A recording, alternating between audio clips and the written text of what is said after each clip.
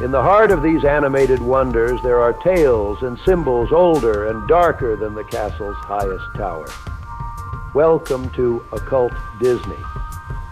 Journey with Paranoid American and Matthew Comegys as they traverse the intricate pathways of alchemy, the shadowed corners of biblical narratives, and the very folklore that birthed these tales. Beneath every brushstroke lie whispers of writers' taboos, the cloak and dagger politics of hallowed studios, and secrets held close. Every magic has its price, every kingdom its shadows. Are you prepared to peer beyond the veil? Welcome to the Occult Disney Podcast.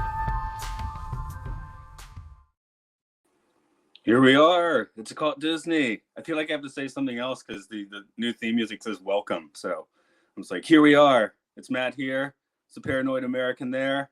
What's up? What's up?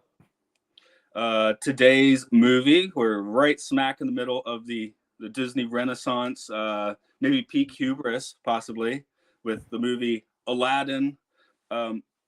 This is one I've seen quite a bit, as opposed to last one, Beauty and the Beast, where that was my first viewing. Aladdin was, I guess, on the regs for me in the 90s, you know, clamshell video, all that sort of stuff. What's your Aladdin history? Well, hold on. You said peak hubris. I just want to know, can you elaborate on why this movie is peak hubris? Because it made them all the money in the world, and Jeffrey Katzenberg. This is when Katzenberg is still kind of like in the driver's seat of these. And after Lion King, he's going to get, you know, kind of bitch slapped, so to speak, and end up at DreamWorks. So, but I guess I'm also thinking about the theme parks. I mean, you know, early 90s for the theme parks too was like the time in the sun for Disney. They're opening all these giant rides, as opposed to the early 2000s where the best they have is that, you know, California Adventure and that terrible Aladdin ride at Disney World. So we're gonna get into that, and don't you start talking bad about DisneyQuest. Oh, not DisneyQuest. No, that one's fun. I got a headache from that. No, I'm talking about the one where they put in Adventureland, which is like Dumbo with flying carpets, but it doesn't fit. Oh yeah, no, that one sucks. Yeah, we all hate that. Everybody hates right. That. Yeah. No, I'm on page DisneyQuest. That was great. All right, we'll get into that. So you asked like what I thought, and this is a weird one for me because I guess you're talking about how like the 90s was also a golden era for some of the theme parks. It's really hard for me to determine what I actually like and what's just been programmed into me to like. So like there's an example in this movie in particular when they do the Whole New World song. I can't legitimately tell if that song has merit and it's like a really good, amazing song, or if I've just heard it so many times as a kid when I was like pumped up on soda and just like loving life. You know what I mean? Like I didn't have a job or homework. And I'm just hearing this song. Maybe like that, me tapping into the song makes me like it more in this, you know, NLP anchoring way. So I don't know. It's so long story way of saying that like I love this movie. I wasn't expecting to love it as much. I even liked all the songs, and I hate musicals. So I was the whole time wondering, like, God, am I just tapping into some like programming, you know, module that I haven't tapped into since the 90s? I guess I was a little older, and I was, you know, 14 or something, schmaltzed away by A Whole New World. I do like most of the other songs, and I do like that one, but I had that one deprogrammed from me about 15 years ago in Japan at karaoke. The school I worked at, we had adult students, and we were all together, and this one kind of geeky salaryman wanted to duet A Whole New World. He was already kind of drunk, and every woman in the karaoke box was like, no. So he ends up duetting with another geeky salaryman, and they're like singing it to each other as hard as they can while really drunk. And I'm like, well, that's the definitive version of the song now. Yeah. You know, there's like they're singing so hard that you're starting to get curry breath in the room, you know. It's sounds like a real thing, by the way. Yeah. Oh, what, curry breath? Yeah, that's a real thing. You know that like pizza. Two guys could be going at it so hard in a karaoke that like everybody smells their breath.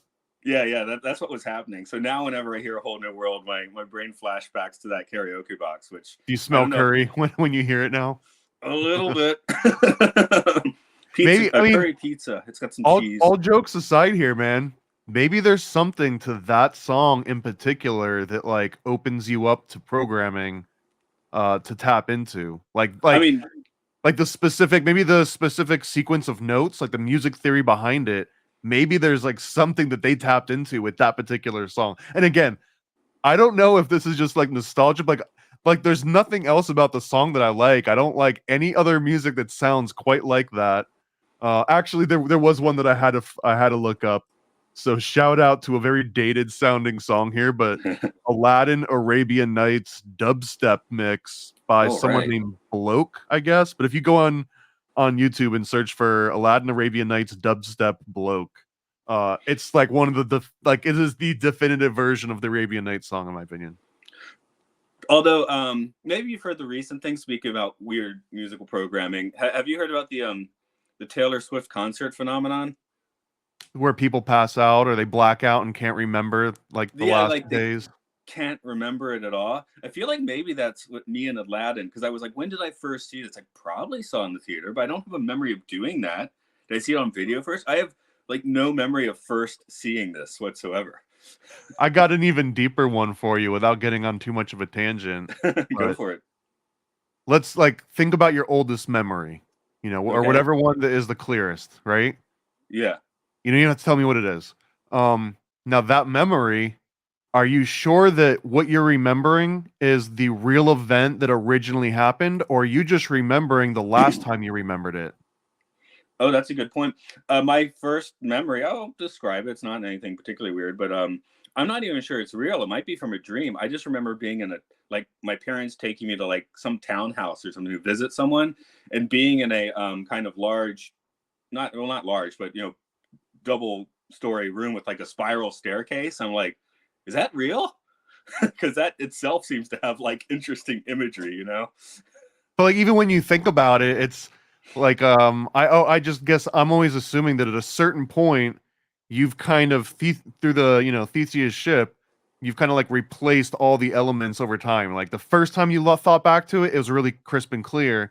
But every other time you think back to it, you're just thinking back to the last time you thought about it, and you're never ever actually tapping into the original memory. That might not be how it works. You know what I mean? Maybe you're actually hitting the same neuron. It's showing you the same image and it changes, but it's almost like a game of telephone you play with yourself. See, interesting. I feel like the karaoke box memory I just described to you is more like that, where what I'm remembering is probably completely different. I mean, the basic events I told you, but the imagery and stuff is probably completely fabricated at this point. The spiral staircase, I feel like, is pretty consistent when I Were there think people about in cloaks by any chance?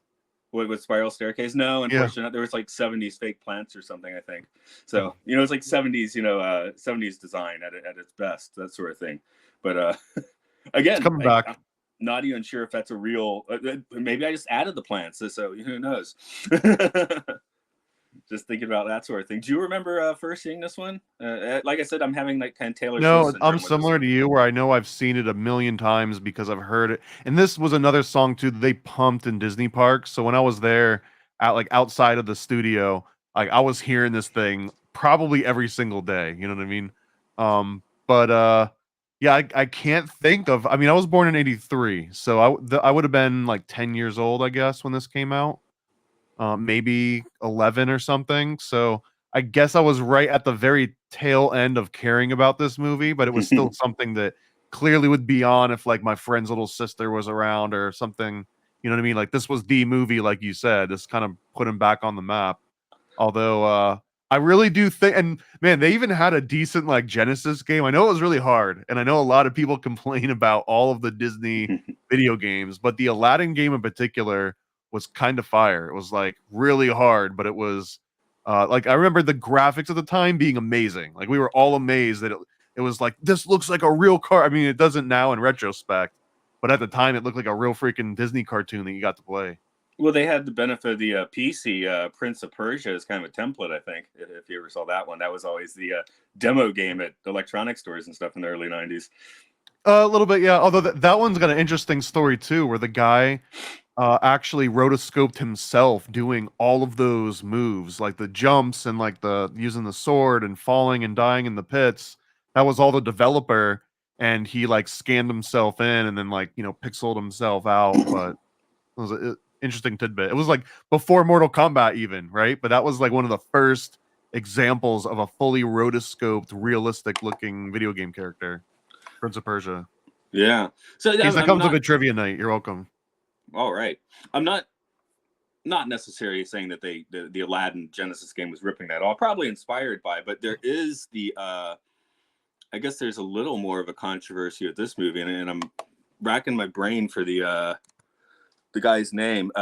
Maybe you can help me out. The guy that was animating an Aladdin type film for years. I think he directed The Great Mouse Detective. And no, this is new to me. Okay, hold on. I got to find his name with a little search here. I'm be the man in the chair for a minute. Yo. And there's also an original opening to this movie and a censored version. And I'm almost positive that I saw the censored version because I remember the original song being way more offensive when I went back and watched it like years ago, and the one that I saw recently didn't have any of that. So maybe I'm just like more calloused as a person now, and nothing offended me, or I saw the edited version. Yeah, there was definitely another version. I'm wondering if you saw that as a cutscene somewhere, because I feel like that didn't make it to actual Maybe it production. never made it out of the theatrical release. Right. Or even if it didn't quite make it to that. Gettysburg. Okay, yeah. So this is according to LA Times, but that Disney altered 2 lines of the lyrics that were reported as racist. So, did you find your name? I did not, unfortunately. So maybe I'll just get back to you at whatever point I do find it. So it's this is the original lyrics. I come from a land from a faraway place where the caravan camels roam, where they'll cut off your ear if they don't like your face. It's barbaric, but hey, it's home. So that was it's a little funky, isn't it? And here's where they changed it to. I come from a land from a faraway place where the caravan camels roam, where it's flat and immense and the heat is intense. It's barbaric, but hey, it's home. Yeah, I don't know. I mean, well, I know Eisner in particular was like definitely on the fence about wanting to do a Middle Eastern film, which I guess in the early 90s sounds a little weird. I'm not sure. Also, the original story took place in China.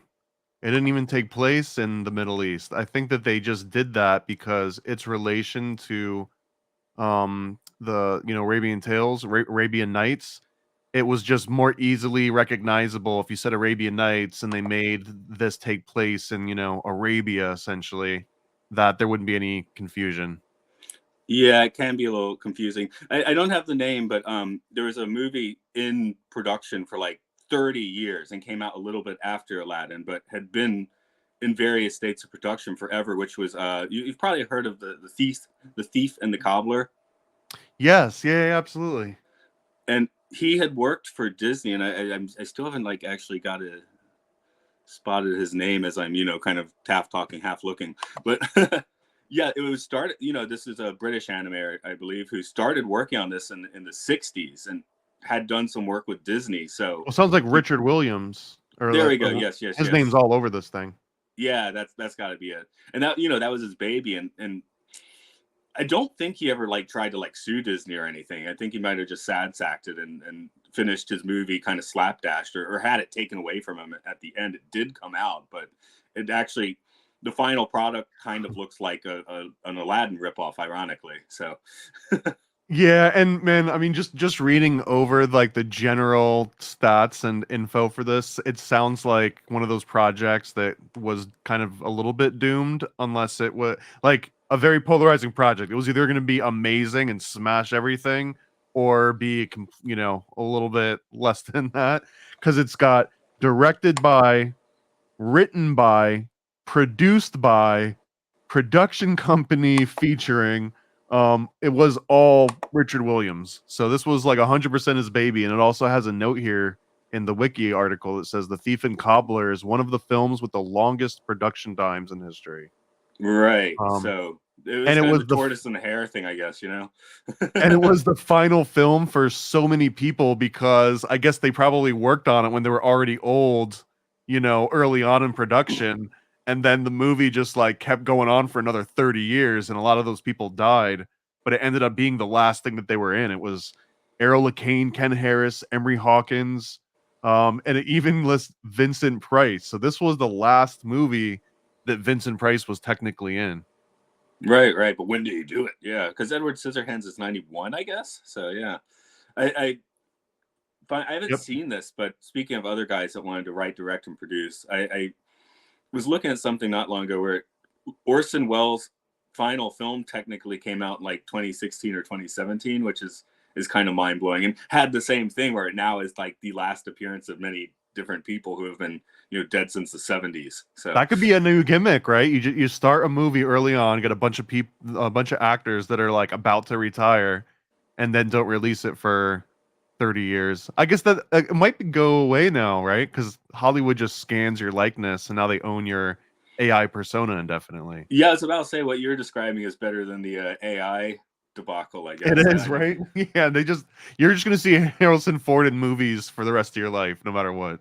Yeah, I know they just ended that strike, but I don't know what the final AI compromise was. So the compromise is that China's not going to put any limits on what they do with AI and actors. So all we can do is say we're either going to like take a few rounds out, or we're going to keep going and be at the forefront. That's really the only options. It's not like everyone's going to look around and be like, hey guys, the American industry has decided to hit pause.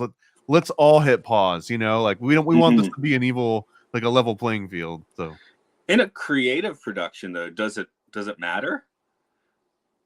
Kind of the quantity over quantity thing. If you're just going, full bore with AI stuff, you can just make content never stop. But it's probably, at least at this point, it's not the best stuff. At this point, but let's talk again in a year, in another year from that. I think it's gonna get wild, man. I think that there might be a certain point soon when you can just say my favorite movies are Aladdin and Robin Hood, mix them together and show it to me. And here's my favorite voice actors from all the Disney, like have them be the voices for whatever characters you come up with. Okay, go. And it might say, come back tomorrow and this will be done or something, and it'll all just be automated. Like, I don't know if we're quite at real time. I've seen some cool real time stuff, but maybe in a year or two, like you'll just have Netflix AI version where you just hit play. You don't even pick a channel, right? And you just kind of like, what are those old school where you would like sit down in front of like a TV show and they'd give you like a little box, right? I can't remember the guy's name, and you would like twist the dial. Like when you were happy, you'd twist it to the right, and when you were getting bored or offended, you'd twist it to the left. And they would real time figure out like the key moments in a certain show when people were like twisting that dial up and down. But I mean, it was just giving a real time feedback. So now with the technology we've got, it could probably figure out from your facial expression from your web camera, like, oh, I'm losing your interest here. Let me flash this in front of you. Here's a They Live scene for me, right? Here's a They Live fight scene. All of a sudden, you've got my attention again, right? 10 minutes of punching. Do that. Yeah, just lots of punching. Just 15 minutes of punching. I mean, that would get my attention, actually. I like how in that movie, though, they also get tired, like, in the middle and take, like, a 30-second break and then get back to the punching. That's fantastic. All about a pair of sunglasses, which I guess you and I understand. But... Put them on! Just put them on!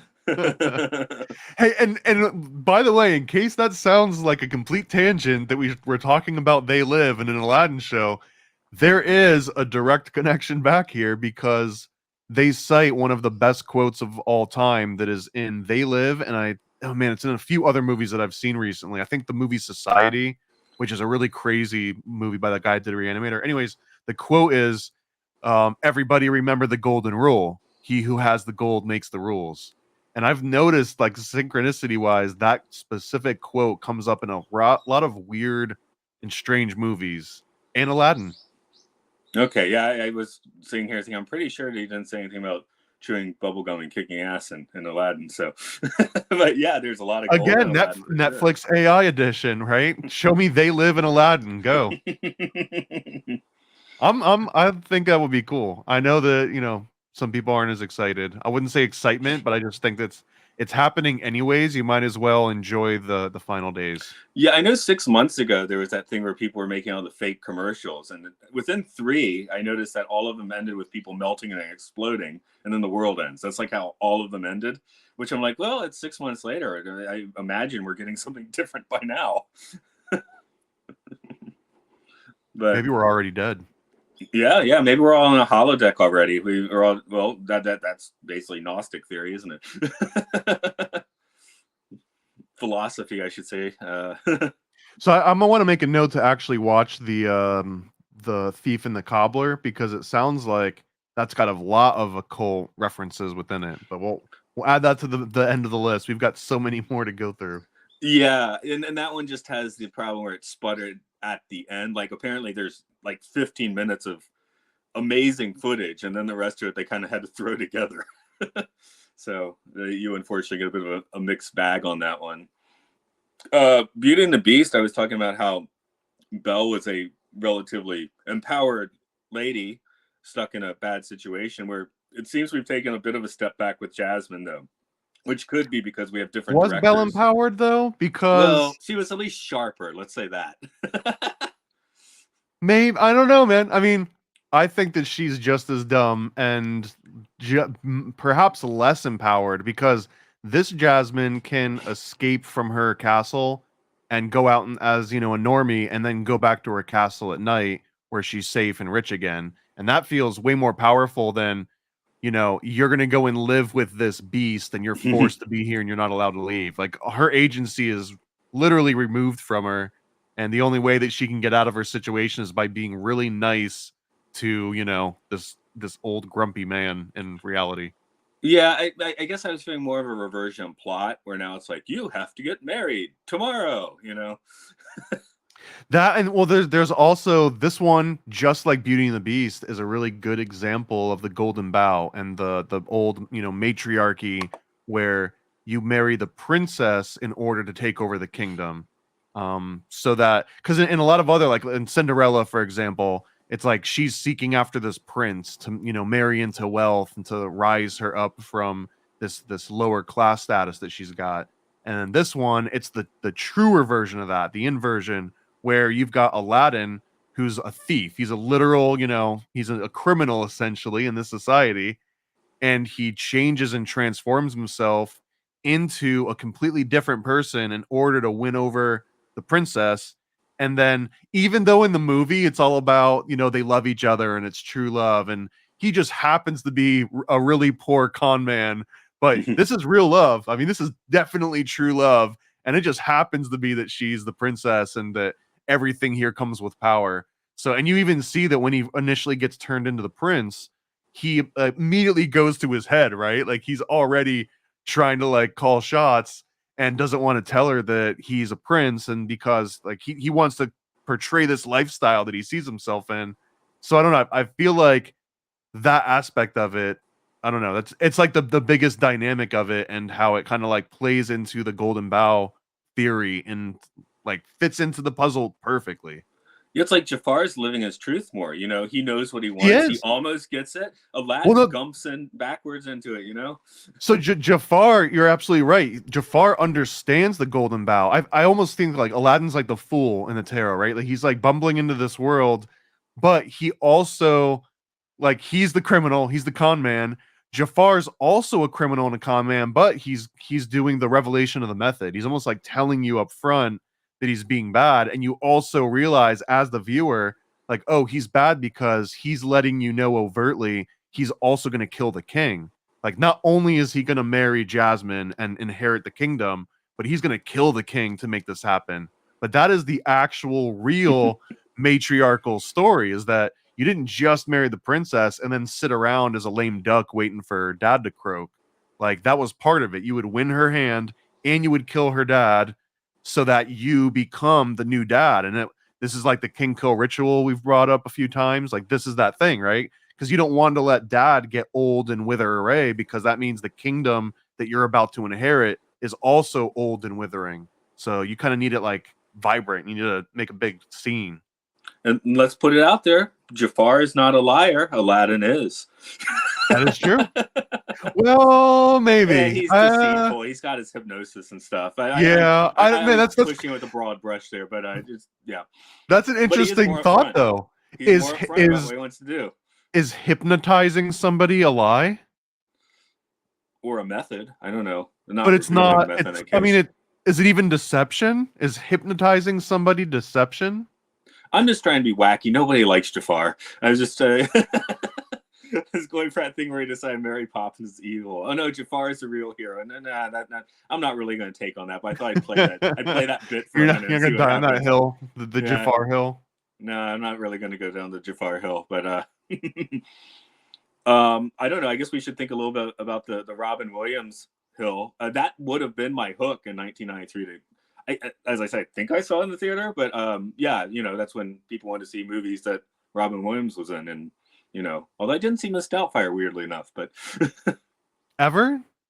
I think I saw it once on video, like at a spring break or something. But it's not a bad movie. It's not a bad movie. It's not one that's in my consciousness. But yeah, when I was a very little kid, Mork and Mindy was on TV, so I like that. I like Robin Williams then, and he's in movies. I like him then. I only recently started listening to his comedy. I'd been listening to the same 10 comedy albums in the car, so I finally put some new ones on my phone, including a couple of his. So, man, there was an old stand-up that I remember seeing on TV when I was a little kid in like the very early 90s, maybe late 80s, and it was Robin Williams, and he's got these rainbow suspenders on, and he's bouncing off the walls, dripping with sweat, and there's even someone in the audience that's like heckling him by laughing really annoying, and he heckles them back at one point.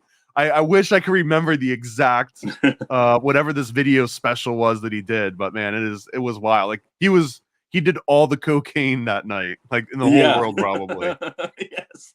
Yeah, the ones I had in the car was Night of the Met, which I think was right after he stopped doing cocaine, and then his last one, which was Weapons of Mass Dysfunction or something. I think I got the name a little bit wrong there, but that was surprisingly funny. Yeah, so I know I was bummed out when he went out in whatever method that entailed. The official line at this point is he didn't have Parkinson's, but he had something related to Parkinson's, which apparently does make you like get demented and suicidal. So who knows? But at the same time, I've did he know too much? He was friends with Patch Adams, and Patch Adams was in the Finders or adjacent to the Finders. Just throwing that out there. Now that's not according to me. That's according to I think Ken Thomas from Steam Shovel Press. It's in his book called Paranoia something or other. Anyways, it's like in Robin Williams' case. Here's the thing: I would probably say yes, he had this disease, got a little weird in the head, and probably did it. But I want to believe that was a conspiracy because I like him. I want to think that no, the bad guys took him out. What is Robin Williams? But we're getting weird in the head. What version of Robin Williams is that one? There was maybe it was on the Tim and Eric Awesome Show Great Job where they had like yes, it was that show. They have an episode where they rent a Robin Williams. Like they just have some guy come to their office that's doing a Robin Williams impression, doing impressions of everyone else, and it's very meta and entertaining. But I guess the genie is one of his iconic roles now. Definitely one of the first iconic roles for an animated character, I would say. Can you think of anyone before this where it was like, yes, this actor and this animated character are just completely interlinked? Not on the spot, no. So I mean, this would be one of the biggest ones, and one of the biggest stars to do an animated film at this point. Also, yeah, this would have been a draw. Like having Robin Williams' name on this would have been a draw at this point for sure. Again, for 14-year-old Matt, that was part of the draw. I guess I should mention that the design for him and Jafar is also based on Al Hirschfeld designs, which is kind of cool. Who did what Saturday Evening Post, I believe. I can actually look at that. No, he just did celebrity and Broadway stars, but I like that style. So, kind of a Art Deco-ish style. And on the tail of that question too, like what other animated sort of character has this much personality like linked? Like what other Disney sidekick would you want more than Apu? Well, I want the monkey version. I don't want the elephant version. Well, yeah, we're talking about the monkey version of Apu. But I just remember when this movie came out, Apu like all of a sudden shot to the top of my like celebrity pet list, and I guess like there was, I mean, there's only a few of them on there, but Apu was definitely at the top of those. I think the other one would have been Gizmo from Gremlins. I think he was at the top of Oh my yeah, like I wish I had. I had a stuffed Gizmo. I mean, I was a weird kid. I had like a netting of like stuffed animals like through surprisingly late in my childhood. But yeah, Yeah, there but was if you could Gizmo in there. actually pick one that was real, which one would it be? Would it be Gizmo? Oh, for my own sidekick, like my new pet. Yeah, and not for like as an like an advantage. Like we're talking, you know, I don't know, 10-year-old Matt. Like what sidekick does 10-year-old Matt want to come to life? See, now I'm like, oh, Stitch, but Stitch wasn't around yet, so the 10-year-old Matt wouldn't like Stitch. I think I want the X-Men to be real. I don't know if you can have Wolverine as a pet, though. I don't know if that makes the same amount of sense. I think I said before, when I was a kid, I just assumed, you know, someday, like, I just start shooting laser beams out of my eyes, you know? I guess that's better than worrying about puberty. You worry about the laser beams that are going to shoot out of your eyes. We're almost there. Yeah. You have to pay big for that one, though. But yeah, I mean, you know, a lot of modern films. One of the best, I think it's the movie Epic, where they got Steven Tyler to voice a character, and I wish I could remember that guy's name. But it's like, it doesn't matter Steven Tyler's doing the voice, because his speaking voice like doesn't matter. That's true. Yeah, it's like you want to hear him say, yeah, he should have done Flintstones and just said yabba dabba do the whole time. It would have been great. Yeah, I think it was Nim Galoob, maybe was the name of his character, if I remember correctly. It's a very bizarre name. So it's hard to search that because the movie title's so generic. But Aladdin you can find. I'm also looking for who. So Robin Williams, he agreed to do this. He said, you can't use my voice in advertising, which I guess you couldn't get away with that now. And he didn't come back for the direct-to-video sequel. But he came back for the third one. I guess they drove like a dump truck of money to his house or something, or blackmailed him. Who knows? Yeah, like do this or else it's going to look like you offed yourself. Yeah, and then they came back to him with Aladdin 4, and he was like, "I'm not doing it." And they were like, "All right." Who does it? And let's see, Gilbert Gottfried's still there. Oh, it's actually just some guy. Okay, it's not anyone notable in the sequel. That's too bad. And I had completely forgot that Gilbert Gottfried was in this as the parrot. That was a nice surprise, just hearing his voice out of nowhere. Yeah, I think I would give he's the most fun villain sidekick, though they should not have added him to the Tiki Room as they did for a while. Maybe I kind of like the Gia monster from Rescuers Down Under as the sidekick. I can't remember the thing's name. See, we watched it. It was like a girl's name. It was like Clarissa or something. It wasn't that, but it was something. I guess it doesn't stick in the brain for me quite as much. I mean, Iago, you remember that name, right? Shakespeare and all, and Gilbert Gottfried screaming at you. You remember that? So yeah, the 90s with Abu and you know, Lion King, we get to some nice sidekicks. Disney was owning the sidekick game in the 90s. We definitely have to give them that. Yeah, yeah, fair point. And the Happy Meal game too. They were killing it with the Happy Meal toys. Like almost every Happy Meal toy I remember was some kind of Disney IP. Yeah. I know we don't have a ton of time today, and we definitely have some things underground like Caves of Gold. So if we want to crack into some of your notes there. Yeah, so I'm going to just do some rapid fires so we can kind of go back and just casually discuss some of it as it comes up naturally. The Golden Bough piece of this is the biggest one. Like Occult Disney podcast, the absolute biggest symbolism that you can derive from this is 100% Golden Bough. If you have no idea what I'm talking about, the Golden Bough represented this branch of a tree, and that faraway, you know, traveler that would typically be from a lower class of society, a prince in his own right, but he would convert himself into this foreigner and infiltrate another kingdom and win the daughter's hand and kill the father. And killing that father is basically getting that golden bough off the tree. So that is by far and away, this is Aladdin movie is such a great sort of fit into that, because he's got the whole, you know, criminal con man aspect. And so anyways, that is the biggest takeaway. And then there's some other like really cool things. So for example, we were mentioning. Sorry, just to interrupt really quick. for listeners, the last 2 episodes we talked about that.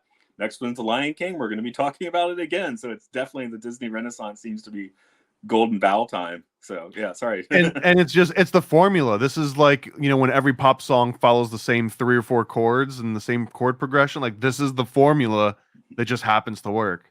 So and first of all, we were talking about how the original intro lyrics were changed because people found it offensive, but even in the post-censored version that I saw, in the dialogue of the movie outside of the song, they still talk about rip him open.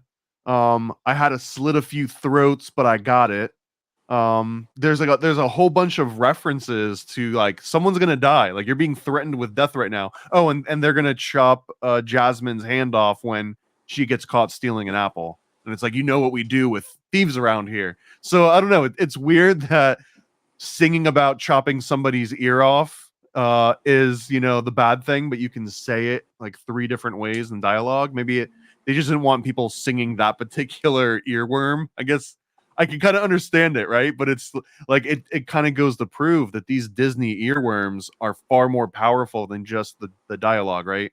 Poetry is stronger than prose when it comes to occult Disney. When you're talking about the sequence of notes, I was just playing them in my head. I was kind of thinking the basic motif of A Whole New World is a little bit like the alien contact notes from Close Encounters. There's a weird similarity, just talking about how it might program or something. That's what I was saying, man. I think that there might be, and not necessarily that somebody sat down and said, I know that this chord progression and these notes at this cadence is going to tap into something deeper where people go into almost a trance-like state. But here we are, and I feel like that's what they got. So you hear A Whole New World, maybe it's only if you also grew up in the 90s and also had it pumped into your head while you were walking around Kmart or wherever it might have been and on TV commercials. But I'm telling you that it's like a Game Genie cheat code to like slip in some extra lives or something. Maybe the next iteration of MK Ultra Assassins are gonna hear Disney jingles and turn into Manchurian Candidates. I teach kids, and the thing that's interesting is the Little Mermaid, Ariel, and Jasmine are still what most of the little girls have on their drink bottles and T-shirts. Not so much Belle. Even Frozen is kind of tapered off a little bit, but Jasmine and Ariel just keep showing up, even with Bell's the 4-year-olds creepy, man. today. I'm just gonna say Bell's creepy from any vantage point you look at it from. Like, even if you sort of resolve the fact that it is, bestiality, right? After you even get over that aspect of it, it is still creepy. Beauty and the Bestiality. Yeah. That's a T-shirt in the waiting. Crowd. Yeah, maybe that should be the first occult Disney T-shirt. Just Beauty and the Bestiality. Ouch. I guess that means it's a good idea.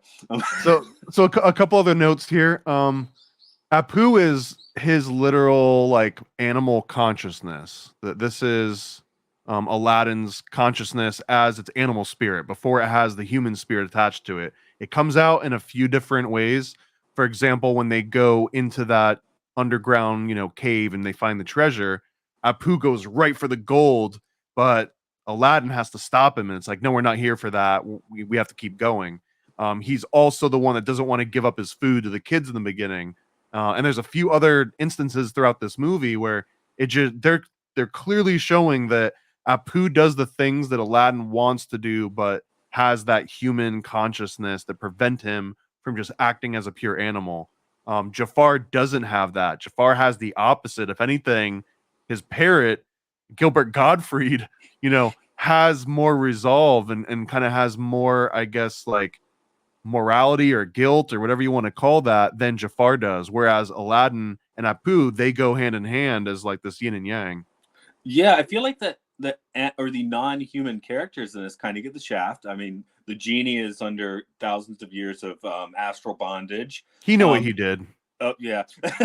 Apu gets turned into an elephant against any consideration to what Apu wants. Iago, while being annoying, like you said, is a little bit more moral, but he gets stuck in with Jafar and the lamp in the end. So You he know, he balances Jafar out. Like if it weren't for his parrot, Jafar would just be total evil with nothing at all to restrain him. And it's not that like the parrot tells him what to do, but just its mere presence is the only thing that maybe balances out a little bit. And also just to hone on the whole Golden Bough thing again, Jasmine's dad, I can't remember his name, but he is shown as so effeminate. Like he's basically just like a big marshmallow, effeminate puff that has no gender whatsoever. He's kind of this asexual, like marshmallow person. oh, you don't know his name because he's just called the Sultan The Sultan, yeah. of Swing. He doesn't even have a name, yeah. While I'm looking at this, Frank Welker voiced a Bough, which is always fun to read when you have Frank Welker just doing animal voices. Right, it's like George Clooney doing like the dog in South Park.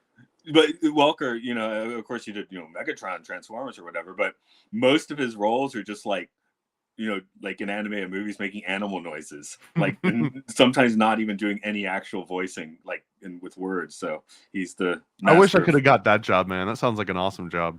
Yeah, you sit there going all day or whatever. Yeah, I don't know. A couple other things too. There's a giveaway here about the Golden Bough that Aladdin is not just some street urchin that they kind of portray him to be, and that's because his outfit is purple and everything in the like the royal sort of guard and everything, they wear purple, and this purple color would have been still at this point sort of a symbol of royalty. It would have been really hard to get, dating all the way back to the Phoenicians and the Greeks and the Romans that made it illegal to even own the same color of purple as the royals. But you notice in this movie, Aladdin does have purple, and technically his purple is slightly darker than the royal guard has. So I don't know. It might just be the color palette that Disney decided to go with, but there's other things in this movie that fit way too much into the pieces to be coincidences. I had a few thoughts, especially when they try to drown Aladdin, and just the basic look of Jafar. Houdini style. Well, actually, I was thinking more about Rasputin, which I guess would make a little more sense in a royal court. Because Jafar does seem like the Rasputin, but then they try and give Aladdin the Rasputin death, which, like Rasputin, doesn't take the first 13 times or so, right? Right, yeah. I mean, how do you kill someone that's truly magic? I don't know how many people saw this, but there was a History of the World Part 2 last year, a TV series, which had several sketches of, like, it was Jackass style, where they're trying to kill Rasputin. So with the Jackass music in the background and stuff is pretty fun. The best part of that whole series, if you've seen History of the World Part 1, it has the black thing with the title card, and Mel Brooks is the narrator, which is he still does in this new one. That's the only thing I think he does in the new one. But at one point it just says Jesus Christ, and you just hear him, Jesus Christ, in a Mel Brooks voice, and for me that was the funniest part of the thing. Is the new one a movie or is it a series of shows? It's a series. I'm almost positive I saw it, but it just kind of went in one and out the other for me. I was just, when my folks were visiting last week, we put that on because it's offensive, but it's just like it kind of rolls, It's like Mel Brooks offensive, which is everyone knows feels outdated offensive now. Yeah, it's like security blanket offensive or something. It's a little like life alert offensive. Anyway, that was way tangent. So let's get back on your tracks. And I forgot to mention this one. The other favorite sidekick from when I was a kid. I don't know if you ever saw the movie The Skateboard Kid, but he has a skateboard that comes alive and talks and flies. So I always thought that was really cool, although it was kind of terrifying looking. Oh, this counts as sidekick. Okay, here's what I wanted. I wanted that ship from Flight of the Navigator, which, man, that movie was so boring. But when I was 7, I loved it, and I wanted the ship.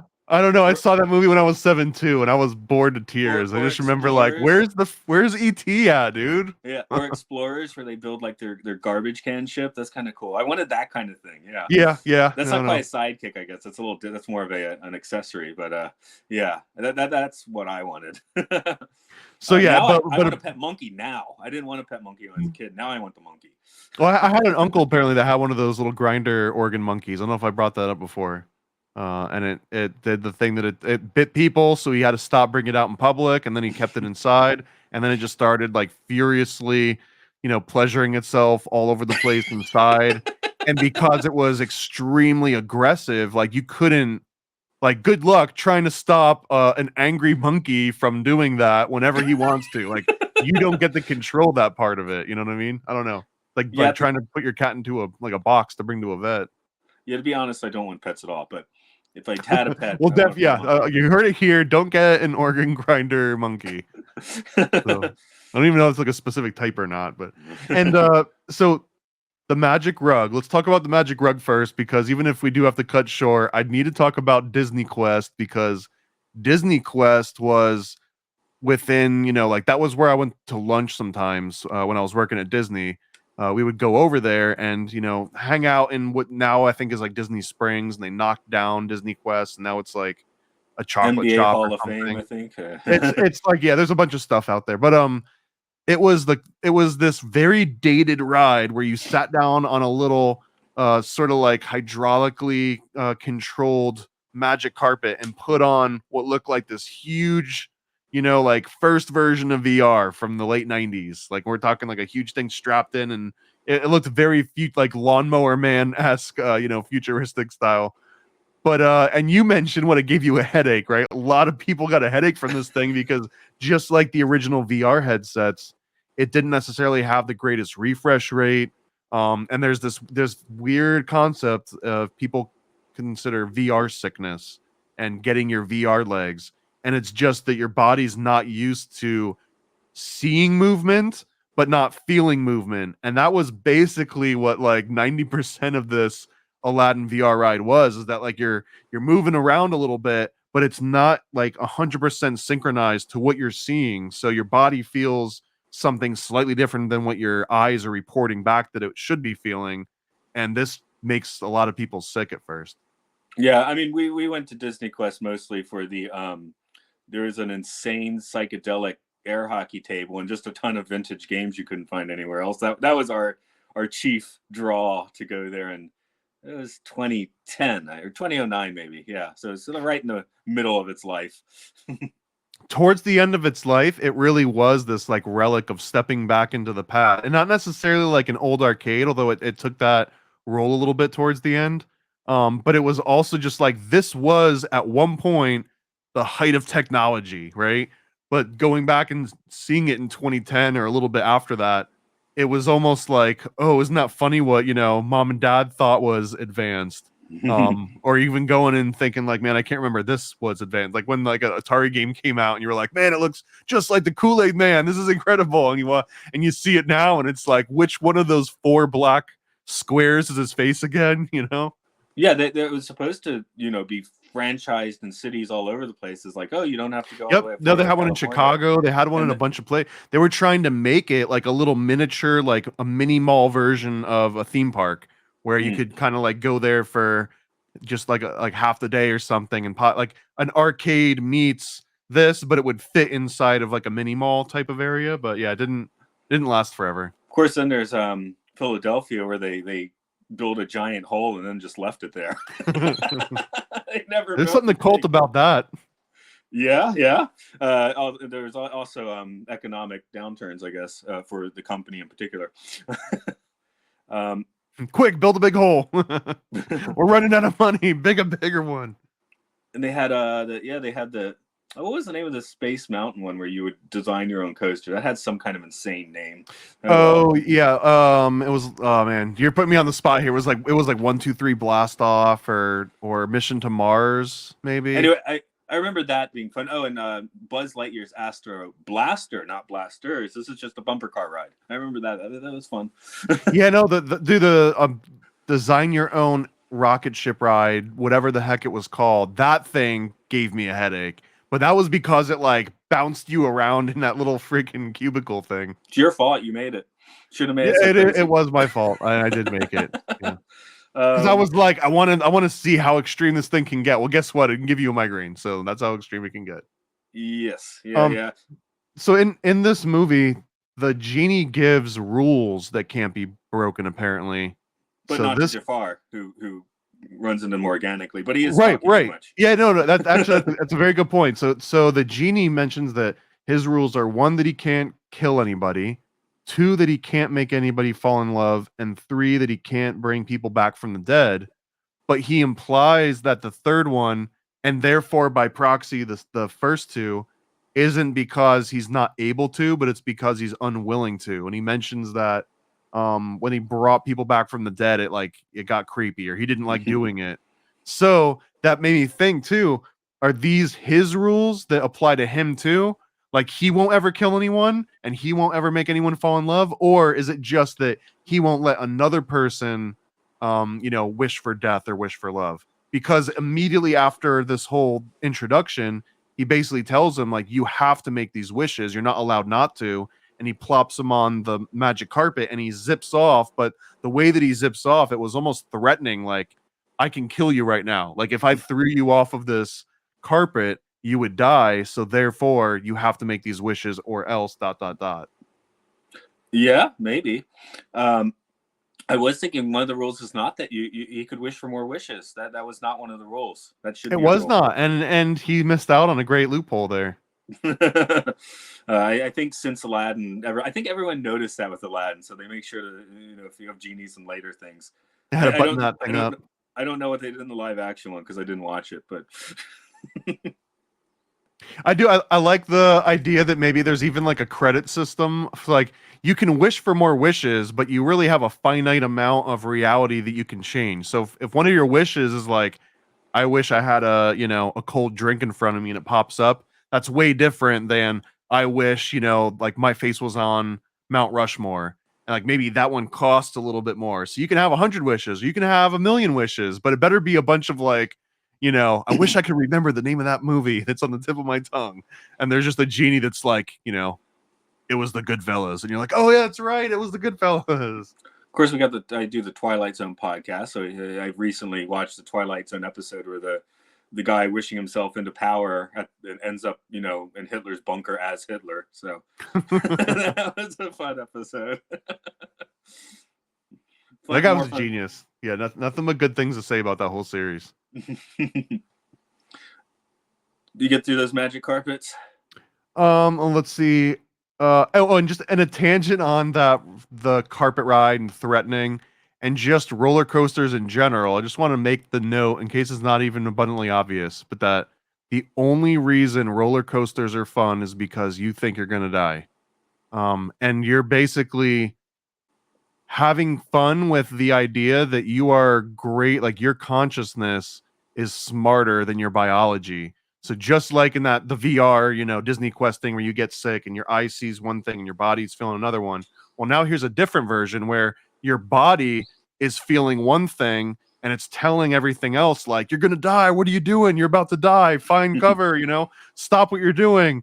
But you've got no control because you're usually like falling or getting whipped around and you're strapped in and you're, like kind of isolated and trapped in this little thing. And it's the same thing why people like to drive fast. The only reason that it's fun to drive fast is because your body's telling you you're about to die. And the ability to suppress that for a while can be very, very sort of like energetic, and it gives this like feeling of elation, but it's also why it only lasts for certain bursts of time. Like I wonder how long your body can truly feel like it's about to die and it remain fun. And there's like a reason why a lot of Disney rides, even the roller coaster ones, like 90 seconds max a lot of the time. Sorry, that's just made me think of the ridiculous movie Clifford, where Martin Short's Clifford was so annoying that the skit with the Larry the Scary Rex. He's a scary dinosaur. Don't be scared of his sharp teeth or his mighty roar. 3 times. Yeah, he just keeps him on the ride, but Clifford's such an idiot. He just loves it. I always want, dude. That's another. I don't know if I want to say sidekick. If Clifford, I wanted him to be my sidekick, but like I wanted to live in his shoes so bad. Like, and I knew it wasn't a kid, but I was just found out recently that the movie Benjamin Button, of course, came out in 2008, but around that time, Martin Short was attached to a Benjamin Button project. So maybe Clifford is what happened. I mean, Oh, it's going to be like a comedy at that point in time. An 80s I want to comedy, live in so. that reality. I want to get out of this reality and live in. I don't care if the world ended like a year afterwards. Like, put me in that reality. You want Martin Short's Benjamin Button. So at that perfect moment where you get Brad Pitt in the 2008, you'd get Jimmy Glick for the Martin Short version. Can I just say, there's another movie. There's a movie with Brad Pitt called Meet Joe Black, and there's this freaking scene where, Car spoiler crash? alert, spoiler alert. But he's just like, it's like a normal movie, and he's walking, and then all of a sudden a car just comes by and just like pummels him. And in that moment, I was so unexpecting it, I just burst out laughing, and I don't know what that was. And actually, speaking of Robin Williams, remember the movie Insomniac where he plays like some creepy teacher or something, and he like brings this girl back to his secluded house in Alaska? I'm getting some of these mixed up a little bit, but he, as he's driving her back to his house, he looks at her and he like either tries to kiss her or he says that he wants to, like he does something, makes a move on her, and she laughs at him, and he gets so offended and like surprised by her laughing that he just punches her in the face and like knocks her out. And that I saw in the movie theater, and for whatever very weird reason, I just burst out laughing and looked like an absolute maniac for laughing that Robin Williams just punched somebody in the face in a non-funny movie. But anyways, like that particular moment, it just like, I don't know, it does something to me. The most I know I mentioned on podcasts before, I don't know this one, but yeah, we were having a family Sunday viewing of The Shining when Scatman Crothers takes it. My wife shrieks in terror, and my daughter starts howling in laughter like simultaneously. So we call it the Aristocats. So yeah, that was kind of that was the most fun movie reaction I've seen. Of course, I'd seen it, I knew what's happening, but I got to get two completely different first time reactions. I've got one other final note here before I wrap mine up, is that in the lyrics towards the end, they say, genuflect, show some respect, down on one knee, make a deal, third wish, set the genie free. And I can't hear the word genuflect without thinking about Tracy Twyman, who wrote the book Genuflect. Yeah. Oh, okay. Yeah. I haven't read that book. I do remember that story or that debacle or that tragedy from a few years ago or whatever. But yeah. There was one other one too. I just can't remember what the heck it was. I even had screenshots of it, but there was it was, man, I'm gonna have to paraphrase it, but Aladdin says something about get in the square and like peer through the veil.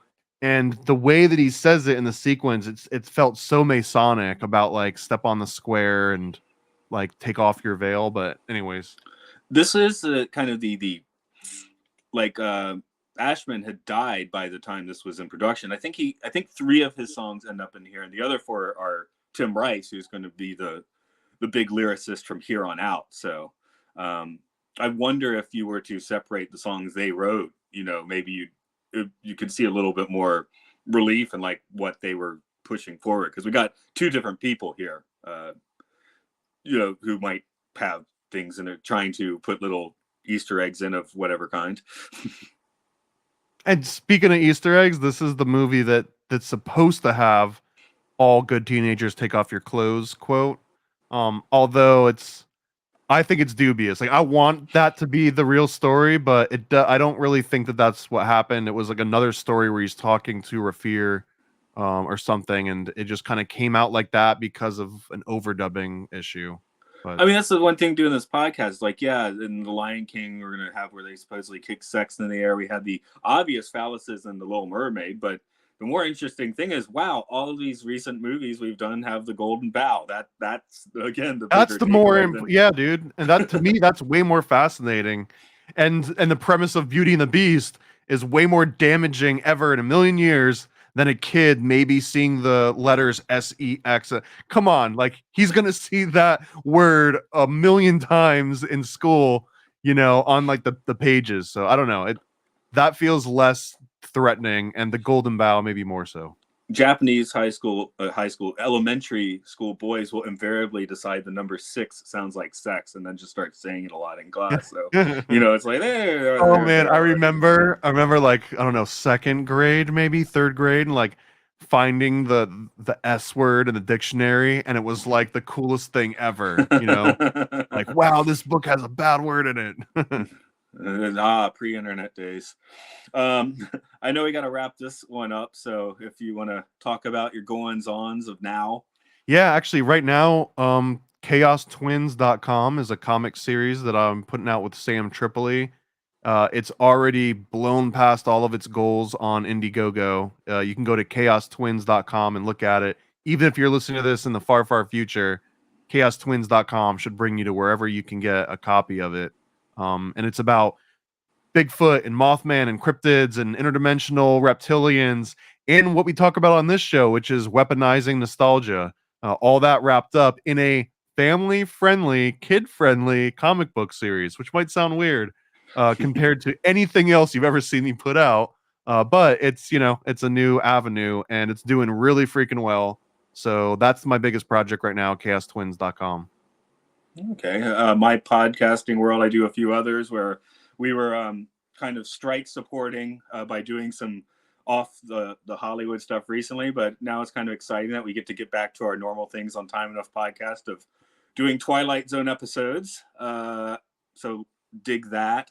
There is Films and Filth, where we are looking at the top 100 and bottom 100 films as rated by IMDb, which is going to put me in the weird position of, I think we're going to do our Toy Story episode, and I'll be doing that Toy Story episode at about the same time. So, but for different points of view. So yeah. Maybe we should all just get together and do like a super show where we just mix both themes together.